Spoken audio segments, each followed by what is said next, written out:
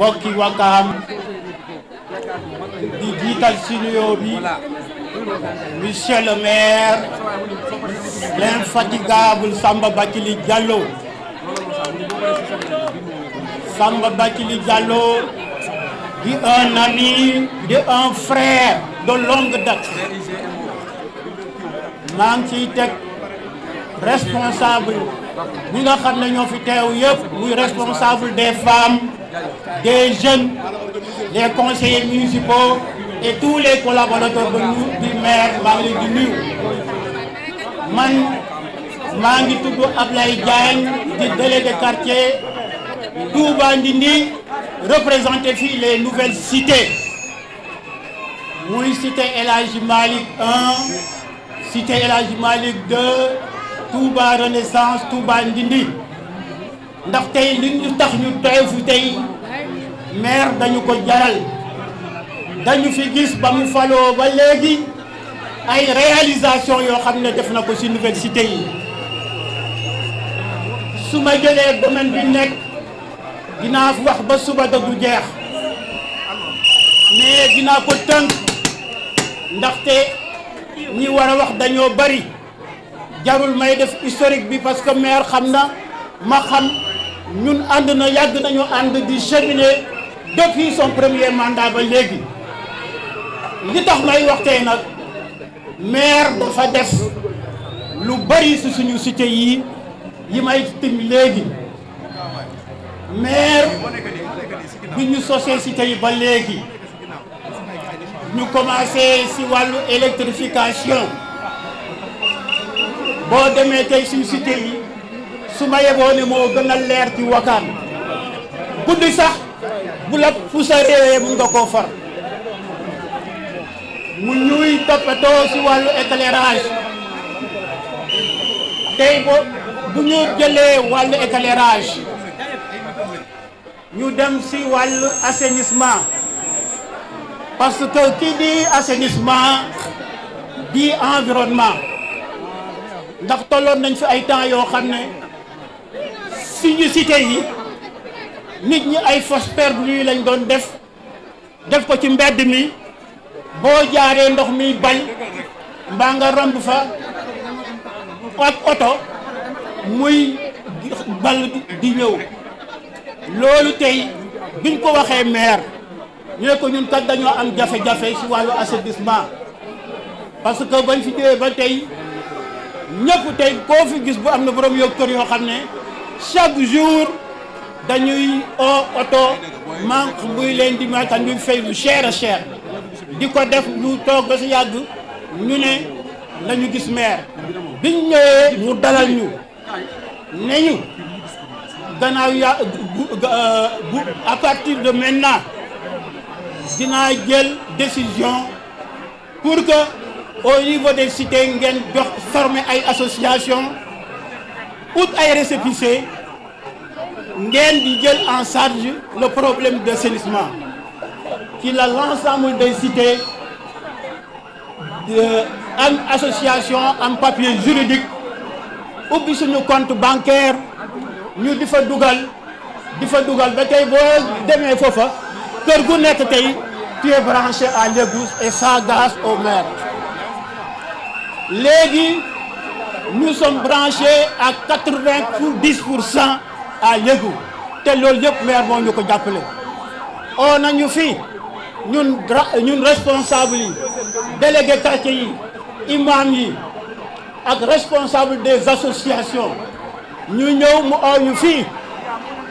yëkkati ay matériel des millions yoo xam ne kenn mënu ko évaluer. mu ne ñu ku nekk tey sa quartier jox naa la lim,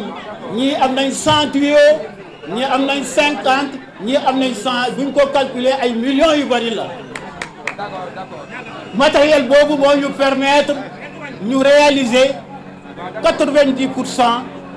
des maisons actuellement. boo demee chaque maison est branchée à l'égout. c'est ça grâce au maire. mun la ciy gërëm maire di la sant. waa cité Touba Ndindi bi nga xam ne may délégué quartier bi sant nañ la gërëm nañ la te bés boo fa ñëwee dina ànd ak yow ci kër yi wan na leen ñi ils sont fiers de toi. bu ñu jëlee wàllu assainissement bi léegi cité ba dañu amoon problème de route boo yoroo sa oto di wàcc di ñëw avec tracteurs yi sa oto boo defee ñaari at rek bu yàqu sa amortisseur yàqu say pneu yàqu munatoo génn sax bu nawet jotee bu xesee taw xeer yi dañuy génn benn oto du mën a jaar mais c'est grâce au maire Samba Bathily Diallo ba ñu éligible aujourd'hui Promoville actuellement est dans notre cité di fa def un travail remarquable tey boo demee tey tali bi dañ ko dagg parce que ñu ngi ci travaux d'achèvement yi c'est grâce au maire Samba Bathily tey boo fa demee toute la cité est encadrée muy suñu cité El Hadji Malick Touba Renaissance ba ci cité Mbackiyou Faye foofu yëpp boo fa jaaree fu la ndox mun ngaa dem te doo am benn problème te loolu maire yaa ko waral bu ñu demee da nga xam ne am nañu yoon yoo xam ni daf ñu doon sonal di taa ndox guddeeg bëccëg amuñu foo jaar bi nga fa ñëwee ma la maire jàppale ñu si ndax ñu defar tali bi nga demandé waat Promoville pour ñu defar ko tey boo fa jaaree amul ndox te loolu daal am billahi mina shaytani rajim bismillah rahmani rahim mbooloo mi yéen ñëpp ñu ngi leen di nuyu si seen tur ak seen sant di kontaan trop nag si bés bii ndax dafa nekk bés ba nga xamante ne bésu delloo njukkal la kan la ñuy delloo njukkal mooy monsieur le maire Samba Bathily Diallo Wakaam traditionnel lañ wax Wakaam traditionnel boo ko xoolee dafa am ñaari événement majeur ci année bi événement bu njëkk bi mooy événement wu mu xam ne si ni xalifatulaay fil ard événement beneen bi mooy événement wu Mame Mbaye Diop Wakaam yëpp mën a ko seede nañ ñaari événement yooyu bu taxawee monsieur le maire li mu si def bi fi maire bi nekkee ba léegi amul benn maire bu ko si def kon monsieur le maire sama kàddu tey kàddu jërëjëf la merci beaucoup suul jëf nag suul jëf gor moomu ko monsieur le maire daf ñuy doole si événement yooyu loolu dama ne Wakaam seede nañ ko waaw ku la mënal loolu da nga xam ne carte moo ko fi teg bu demee ba élection la war su fekkee ne gor nga moom mooy votal ko moom ndax ñaan mu yàgg si place boobu di leen yàgg recevoir di leen defal teraanga ak yooyu te loolu Wakaam gépp la ko defal ma gëm ne sant ak ngërëm ma ne àndul ak xalab jërëjëf Messi te yow li xam ne moo si teraanga su ma la see mën a jàppale dama lay jàppale lu dëgg man loolu laa gëm bu loolu weesoo dañuy ñëw si li ñuy wax acte 3 de la décentralisation parce que loolu ci biir loolu dafa am ay compétences transférées yooyu lenn li santé la sport ak éducation ma ñëw si wàllu santé tey Wakaam gépp seede nañ ne boo demee fii si centre de santé année de den bi di nga xam ne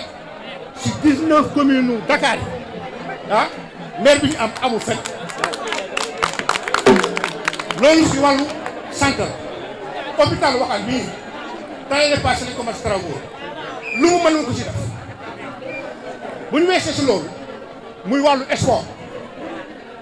ñëpp fekke nañ fii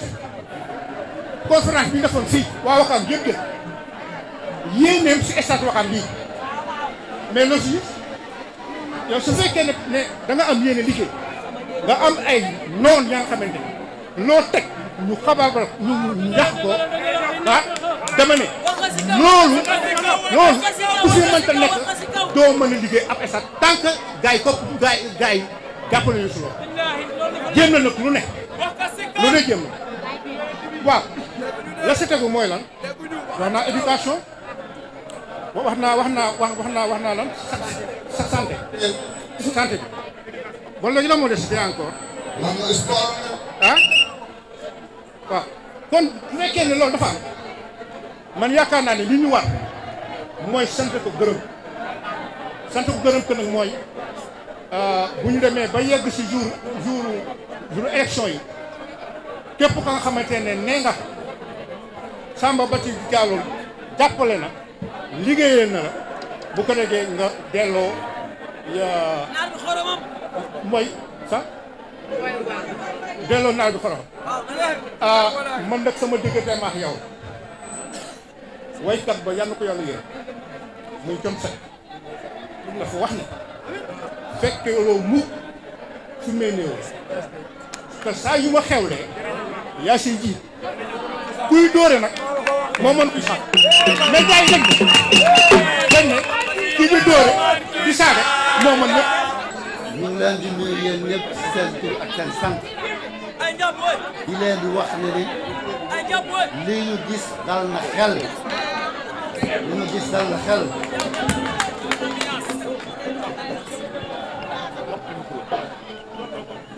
maire monsieur le maire Bathily Diallo ñëpp war nañu nangu fii ci Ouakam ne mooy njiit li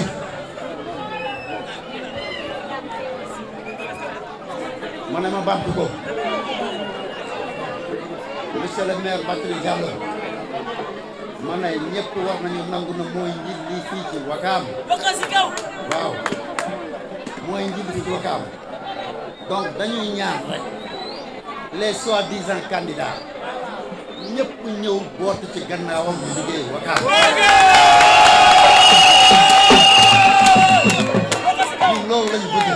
na ñëpp ñëw bootu ci gannaawam bu liggéey Ouakam ñun dañ ñëw pour le développement de Ouakam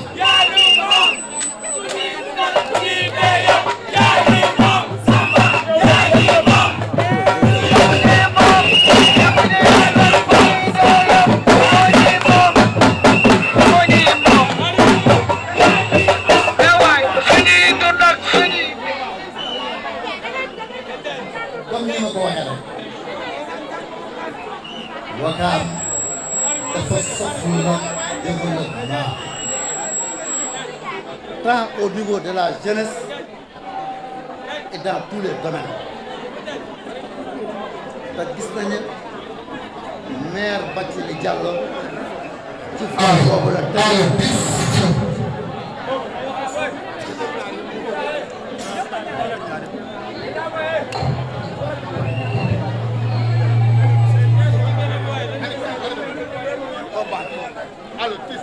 te gis nañu monsieur le maire Bathily Diallo ci voie boobu la tegu donc ñun ñu def ci kanam te man bés bi tey damay def déclaration maa ngi ci gannaawam parce que Ouakam moo ñu ñor moom la ñu bëgg moo fi la ñu jiital fi la ñu màggee Ouakam fu mu turam àgg war nañu toll foo xamante ne dañuy gën a tudd ci développement dans tous les domaines donc bu ma bëgg daf ko du ma def lu dul rek lire déclaration bi nga xam ne pour cette soirée inoubliable boo xam ne dañ koy gravé dans tous les domaines fii Sénégal ñëpp xam na ne Bathily Diallo bii ku ko gis xam na ne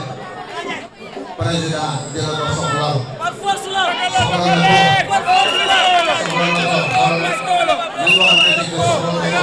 fii Ouakam mu jamaat leen doo dem lii nag neex na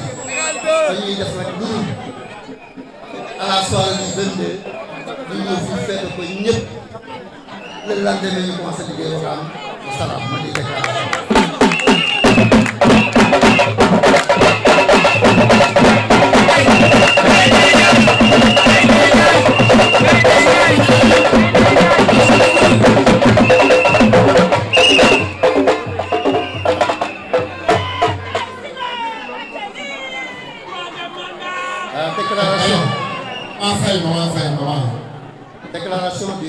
octobre 2021. Nous, autorités coutumières et religieuses, responsables des 43 quartiers de Ouakam, associations de développement, représentants des AC de la zone 5, réseau des élèves et étudiants de Ouakam, communauté de Ouakam, opérateurs économiques de Ouakam, mouvement de soutien, mouvement des femmes, considèrent les projets économiques, sanitaires et sociaux réalisés dans la commune de Ouakam de 2014 à 2021, les nombreux investissements dans l'éducation, la santé, l'éclairage public, les routes, l'assainissement et l'amélioration du cadre de vie. La gestion saine et prudente du budget communal certifié par le programme PACASEN et l'ADN et la Cour des comptes, la promotion économique et sociale des jeunes et des femmes, la modernisation de l'administration avec la création d'une direction technique et la valorisation du patrimoine culturel communal, la maîtrise budgétaire avec un triplement des recettes entre 2014 et 2020 de 650 millions à 2 milliards, le doublement de l'aide sociale, de l'appui aux DARA et aux AC. Décision d'investir officiellement M. Samba Bathily Diallo, candidat du consensus à la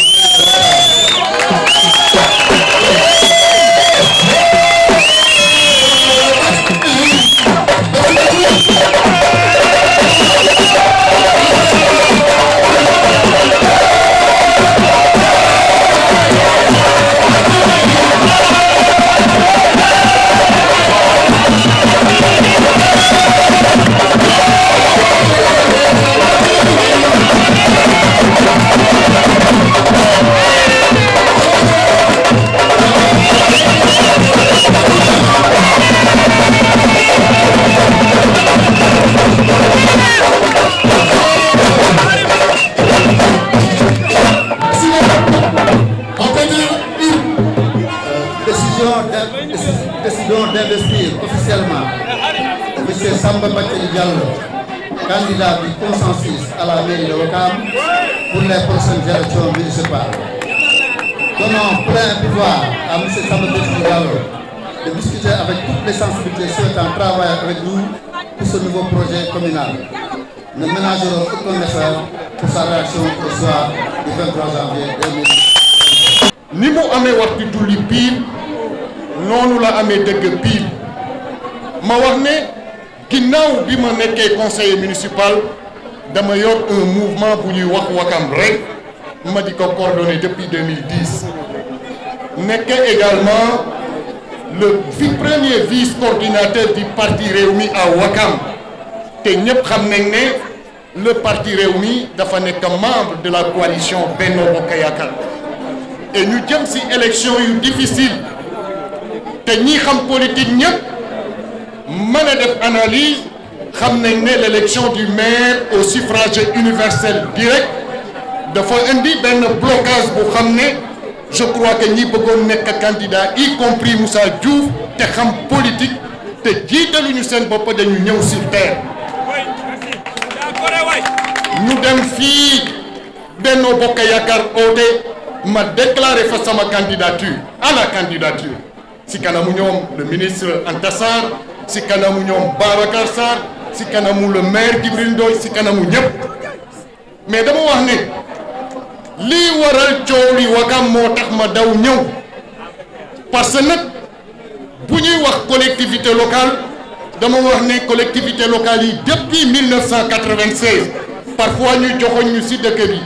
wax ne maire yi deful dara wala maire yi nangam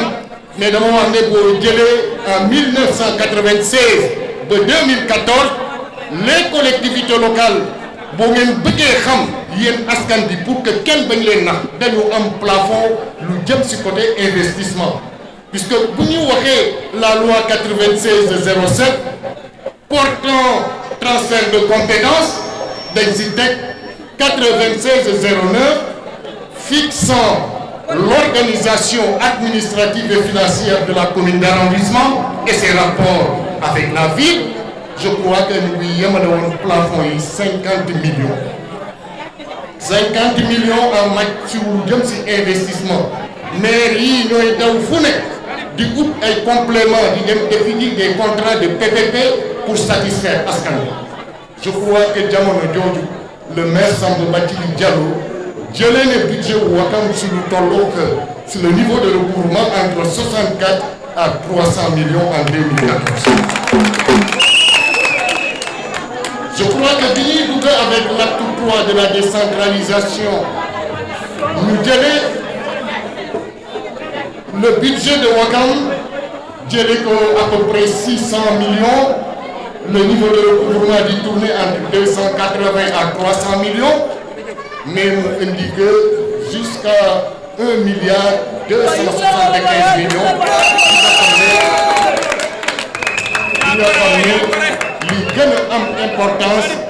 Li gën a am importance waxuma budget le niveau de recouvrement.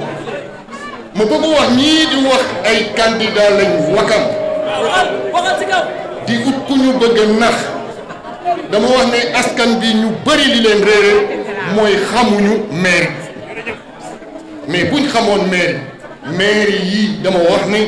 ku yor 1 milliard 275 millions 285 millions mu am lu tegu sa loos nekk une bombe sociale muy les charges du personnel qui tourne entre 600 millions je crois que gàtt bi si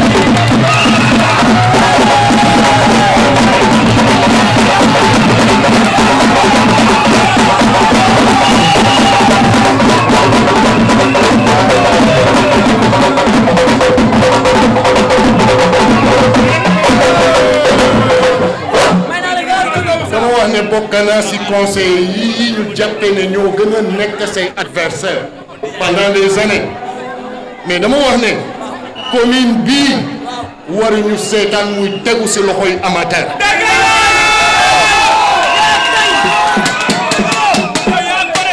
dama wax ne monsieur le maire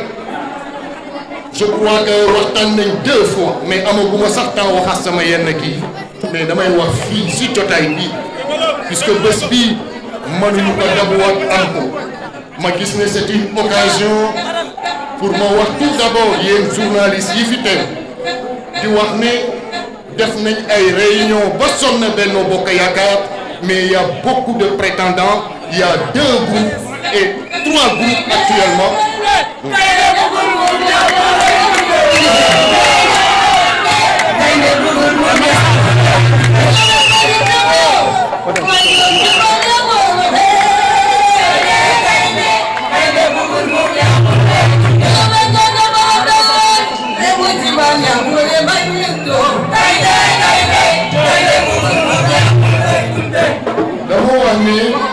Il y a 3 groupes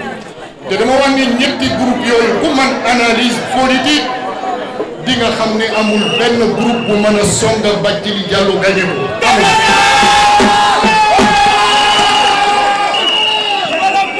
kon nag dama bëgg wax fii ndax fii ñu taxaw di toog je crois que les agents de renseignement du ñu fi sori te lii indi coow li Ouakam ba tax man ma jóg taxaw tëdd suma kër parce que le maire ne woon naa ko bu ma ñëw ma ne naa ñëw parce que bés bii dafa nekk ci bés bu màgg ci fi ñu jëm te lii tax ñu war a ñëw ñun ci suñu xam-xam ci suñu dégg-dégg fu xam ne yenn militants yi duñ fa àgg je crois que les journalistes dégg nañ ñuy wax ne le président de la république dafa war a jiital Samba Bathily mu am ñu taxaw ne loolu bu mu am nañ fexe ba defar ba teg dara daal di ko gëmloo président ne loolu am na ma bëgg wax yéen ñi fi teew xam ne yàlla daf leen jox ngeen mën a yóbbu ngeen yóbbul ma lii Ouakam gépp daal di ko dégg président de la république avec ses collaborateurs daal di ko dégg di wax ne l'élection du maire au suffrage universel direct dama ne ku ko bëgg a gagné da ngay teg ponkal teg Samba Bathily ponkal la mu xamante ne suñu nga tegee dinañu gagné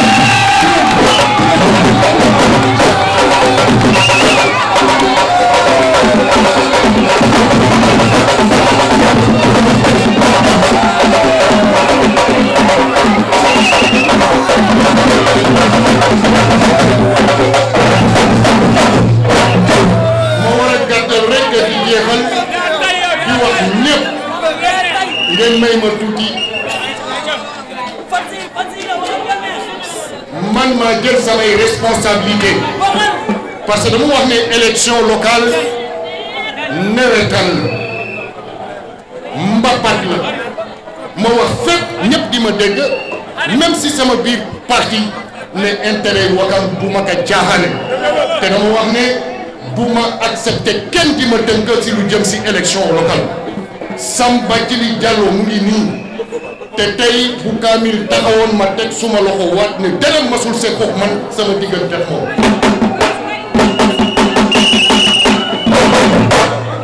dama wax ne élection yi man dama dul fekke fu may perte moo tax damay ànd ak un gagnant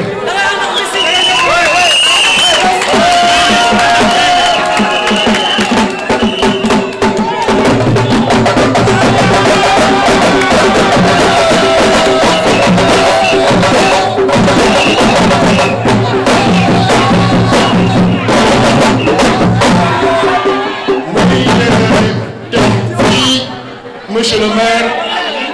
dina wax ne Wakam sas na cette jeunesse ku lire lii di nga comprendre ne cette manipulation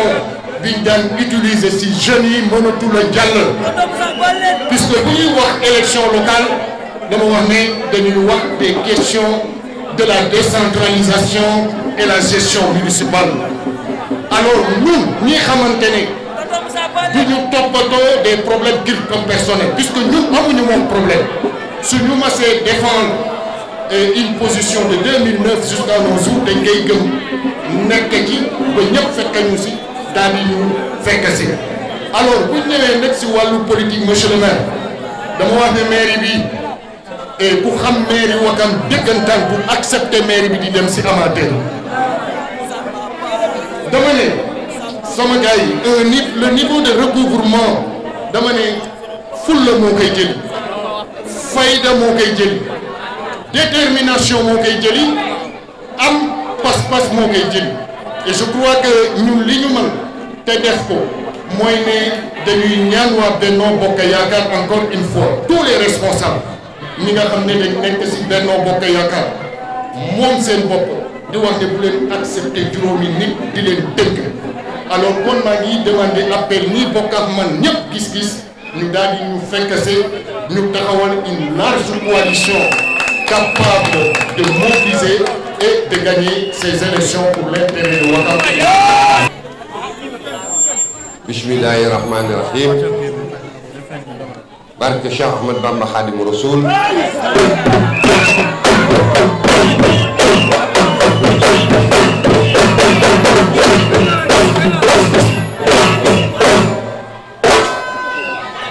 Barke Mam Cheikh Ibrahima Fall.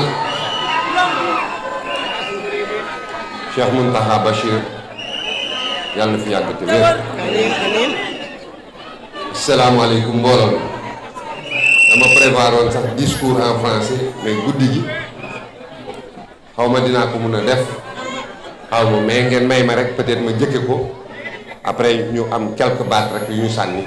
ñu libéré nit yi ndax toogaay bi yàgg na.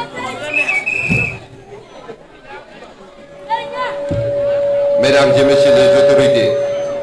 religieuses et coutumières, mesdames et messieurs les honorables conseillers municipaux, mesdames et messieurs les alliés, les responsables d'ASC, de mouvements d'associations, de groupements des 43 quartiers et des 43 quartiers de Wakam. Chères militantes, chers militants, chères populations de Wakam, mesdames et messieurs, chers invités, la cérémonie qui nous réunit aujourd'hui restera sans nul doute une date mémorable dans les annales politiques de notre jeune commune, en ce sens qu'elle symbolise le renouvellement de confiance de la population wakamoise à son humble serviteur que je suis. Cette marque de confiance renouvelée à mon égard ainsi qu'à celui des conseillers municipaux et du personnel municipal constitue un grand motif de satisfaction et la plus importante reconnaissance de ma carrière politique et administrative. Je vous en remercie vivement. Mesdames et messieurs, chers alliés, militants et militantes. Vous venez de lister dans votre déclaration d'investiture certains faits marquants et quelques réalisations de ce mandat en cours qui ont fini de placer notre chère commune de Ouakam parmi le peloton de tête des collectivités territoriales les mieux gérées à l'échelle régionale et nationale. Cependant, je m'engage ici et maintenant à ne pas dormir sur mes lauriers et à faire plus et mieux pour le prochain quinquennat, bien entendu avec l'appui et l'accompagnement de tous. Je profite de cette tribune et de la présence de toutes les couches de la population wakamoise pour inviter solennellement tous les fils résidents, partenaires de Ouakam à se joindre à nous pour qu'ensemble nous continuions notre marche victorieuse vers la véritable émergence. Aussi, je tends la main à tous les auteurs politiques, locaux comme nationaux, à toujours préserver la paix, la concorde et notre commune vouloir de vivre en commun, puisqu'en fin de compte, c'est Ouakam, notre patrimoine commun, qui gagne. Mesdames et messieurs, chers alliés, militantes et militants, j'accepte avec humilité cette nouvelle mission que vous venez de me confier. Je m'engage avec l'aide du Tout-Puissant Allah à être une fois de plus à la hauteur des nobles ambitions qui s'y attachent. Inch'Allah, nous aurons la victoire et Ouakam s'en sortira encore toujours mieux. Ce qui se traduit par notre slogan Ouakam Sama Parti, Ouakam Rek. Je vous remercie de votre aimable attention. maa ngi jéggalu na ko guddi damay gërëm rek sant maa ngi gërëm ñëpp góor ak jigéen mag ak ndaw kilifa yi ma jëkk ci kilifa aada yi di gërëm jaraaf yi di ci jiital seen bopp jaraaf yu sunu bi ñu demee wax ko dafa ànd ak ñun waroon na ñëw waaye dafa am empêchement may gërëm yeneen jaraaf yëpp yi nekk Ouakam di gërëm saltige yi ndey ji réew yi ensemble coutume bi yëpp may gërëm bu baax aussi imaamu dëkk bi yëpp di gërëm surtout ñi nga xamante ne mooy délégué de quartier yi ndax lépp lu ma def délégué de quartier yi ànd ci ak man te ku ne xam ne ne quartier yi dafa metti may gërëm ñi nga xamante ne ñoo bàyyi seen lépp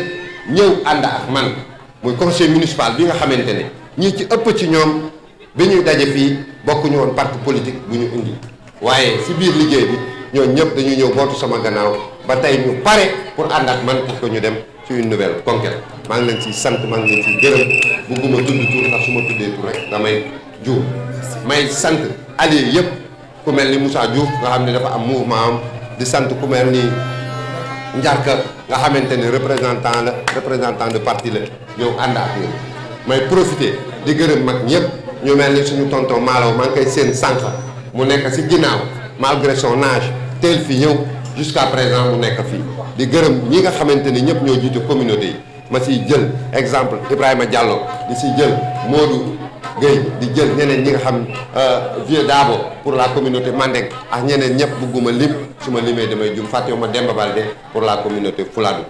may gërëm aussi la communauté surtout la communauté Haalpulaar de Ouakam nga xamante ne ménagé wu ñu benn effort lépp lu ma oote dañuy ñëw jàppale su loolu pare nag damay gërëm village traditionnel ndax Ouakam bu ñu koy wax tey da ngay wax village traditionnel bi ba pare nga doog a teg si leneen ndax Ouakam village traditionnel moo jur li nga xamante ne yëpp mooy extension de Ouakam ñu bokk di fi dund en harmonie kenn ku nekk sentir sa bopp si biir Ouakam Ouakam doon 3e population bu Dakaroise boo jëlee Grand Yoff nga jël Parcelles Assainies Ouakam moo si toll ndax 150 000 habitants la te bu ñu recensé waatee dinañ ëpp 150 000 habitants Ce qui fait qu'aujourd'hui, 70 conseillers municipaux la ñu war a élire avec 4 adjoints au maire. Donc nous avons une très grande population. may yee nit yi di leen wax bu leen kenn këf xamuñu am na ñoo xam ne ñu ngi dëkk Wakaam xamuñu ne sax Wakaam aéroport am na xamuñu sax ne Sacré-Cœur 3 si ñun la bokk fii la ñu toog ñu leen ni dugal ci une haine boo xamante ne baaxul fii ñëpp ay mbokk lañ koo dugg si ñaari maamam da ngay bokk ak moom donc dañu war a transcender sentiment de haine sentiment de waxal nit lu dul dëgg et cetera et cetera yàlla mooy maye waaye nag bu yàlla di maye it day fekk nga am kàttan gu mu la ko jox maa ko wax sama discours maa ngi oo ñëpp na ñëpp ñëw ñu ànd bu élection jotee yi ñii mënul ñëw bootu ñu def une politique bu civilisée def campagne bu civilisée teg ci jàmm salaam ñun nag dañuy dem élection man maay ko xam ne amul parti politique benn parti mënul wax ci laa bokk Wakaam mooy sama parti intérêt Wakaam kese moo ma ñor man duma bootu ci benn parti pour dem élection su fekkee population yi ñooy joxe su fekkee li ma def baax na dinañ ma joxaat su dee baaxul duñ ma joxaat ndax mairie du une fin en soi dëkk bii nag li ñu fi def bu ñu ko fi génnee li fi des du bëri l'heure du bilan n'a pas encore sonné danañ ci dellu si campagne bi may wax ne képp koo nga xamante ne candidat nga na nga xam d'abord lan mooy collectivité locale mairie bii dama fi nekkoon jóge fi bi may dem je les ai laissés avec 1,5 milliard liquide bàyyi leen 8 véhicules plus des infrastructures bi ma ñëwee mairie bu tilim bu salte bu dand ndax bu ko nit booy jiite te yow nga jëkk a salte loolaa day salte bi ñu ñëwee ñoo yokkaat mairie bi dem leen ci mairie Sénégal yépp R+1 la fii maa ko yokk ba mu nekk R+2 ñoo ko defaraat ba mu baax cette salle de délibération là ñoo ko def feneen foo dem les réalisations sont là Wakaam nag damay wax rek ñii naa Wakaam maire bi damay laaj kenn ku si ne fan la maire bi jëlee xaalis kenn ku dëkk fii si Wakaam baal kenn ku dëkk fii à Wakaam baal amul kenn ku dëkk fii Wakaam ku mun a wax ne weer bi wala si at bi sa ñaar fukki dërëm dana dugg ci biir keesu commune bu Wakaam fi ñuy jële xaalis xamuñu ko li koy jëli fit la fayda la bëgg-bëgg la te bañ a sàcc xaalisu maire man maa mën a taxaw ne masuma sàcc dërëmu maire nekk naa fi am contrôle Cour des comptes am contrôle IGE am ñaari contrôle interne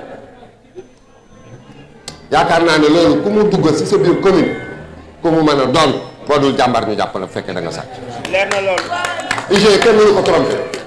Cour des comptes kenn mënu ko trompé ak yeneen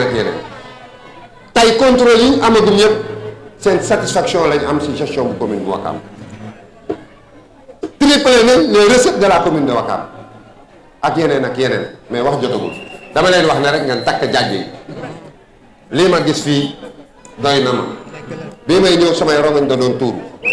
ndax dama gis ñoo xam ne ñoo ñawlul seen bopp def seen nuraale ñu defaral seen bopp seen ay t-shirt togg seen i añ yenn suba ba ngoon jot te joxuma leen dërëm may wax fii ci kanamu journaliste yi ne man fayuma kenn dërëm te duma fay kenn dërëm pour nga ñëw képp ku fi ñëw yaa fi ñëw sa coobare bopp jeunes yi ñëw fii maire yi mag yi nekk fii depuis 15 heures ba 23 heures su ma leen ko jaralul woon ñu ko def ku man nga def réseaux sociaux yi saaga nit yi fen jaxase mélangé loolu du gagné élection may dalal seen xel ñooy gagné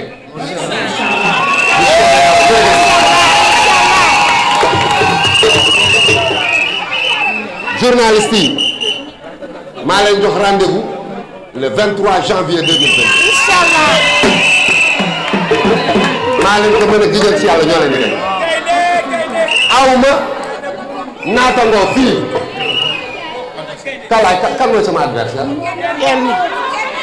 kan mooy sama adversaire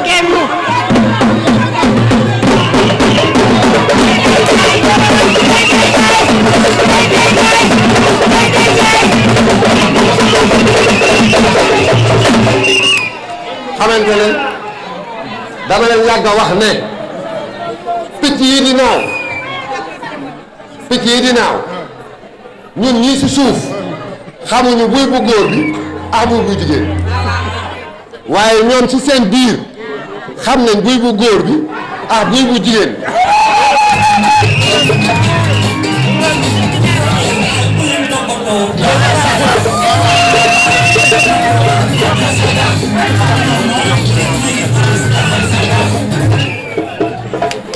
xam nga ñoom xam nañ seen biir buy bu góor bi ak buy bu jigéen fii it ci politique bi fii ci Wakaam yéen boo leen xamul buy bu góor bi bu jigéen bi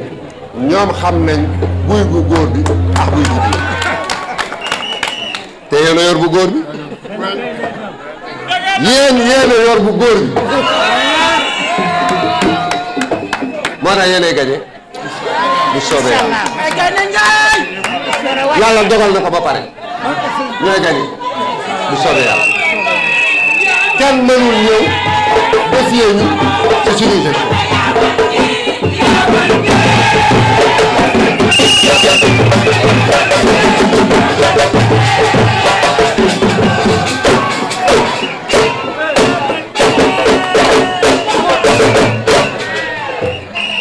maa ngi gërëmaat ñëpp may gërëm surtout ñii ñëw jàppasi Baye Dieye dama lay gërëm bu baax fii nga dëkk ci dëkk bi fii nga juddoo fii nga cosaanoo kenn ëppalewu la ci dëkk bi nga nekk ancien douanier liggéey ba retraité mënal sa bopp bu la neexee nga toog incha allah mënoo fi torox ba keroog ngay dee ndax tubaab day wax ne qui veut vieillir heureux doit bûcher jeune yow bii liggéey ci ndaw jotee liggéey nga yaa ma mag fuuf da nga jël sa loolu yëpp am sa humilité pour intérêt Wakaam nga ñëw bootu sama ginnaaw may sant may gërëm ñeneen ñi mel ni moom ñëpp mën naa Gana Gueye mën naa wax ku mel ni Massamba Gueye nga xam ne fu ñuy dem ñooy àndal may gërëm ñeneen ñëpp mais mënuma tëj te gërëmuma comité d'organisation ay nit yoo xam ne ay kilifa lañ yor mbooloo nanguwuñu feeñ doon ay soldat toog ci ginnaaw mën naa tudd Ngalla Samb mën naa tudd Omar Diallo mën naa tudd sama gaynde gi sama doom Serigne Modou Sarr nelawul guddi nelawul bëccëg quartier cité avion li muy rëy rëy mu téye ko ci loxaam mën naa tudd ñoom Khalil Omar Diallo ñoom Assane ñoom Pape Diouf ñoom DC Souleymane Diagne sans compter xale yi nga xam ne ñu ngi nii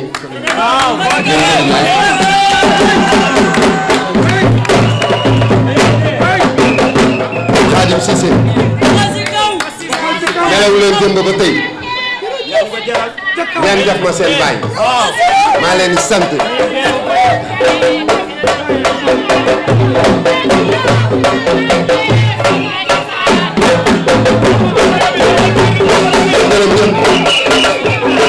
dafa gudd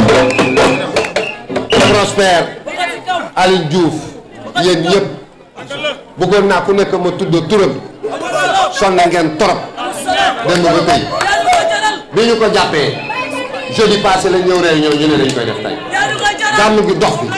lépp dox fi terewul vous avez mobilisé maa ngi gërëm ñëpp maa ngi sant ñëpp di leen wax ne nag ñun suñu campagne commencé dootuñu toog ba keroog yàlla di teg ndam li ci suñu loxo maa ngi leen di gërëm di leen sant fàttewuma nag presse bi yéen bu dul woon yéen événement bi du neex ndax kon fii rek lay yem maa ngi leen di sant maa ngi leen di gërëm OTV direct lañ ko def ci télé bi di gërëm 7TV TFM lépp luy organe de presse bu ñëw fii maa ngi lay sant maa ngi lay gërëm may gërëm suñu animateurs yi fi ñëw yëpp képp ku fi animé maa ngi lay sant maa ngi lay gërëm di beral nag Aji Sali sant ak ngërëm moo yor xale yu tuuti yi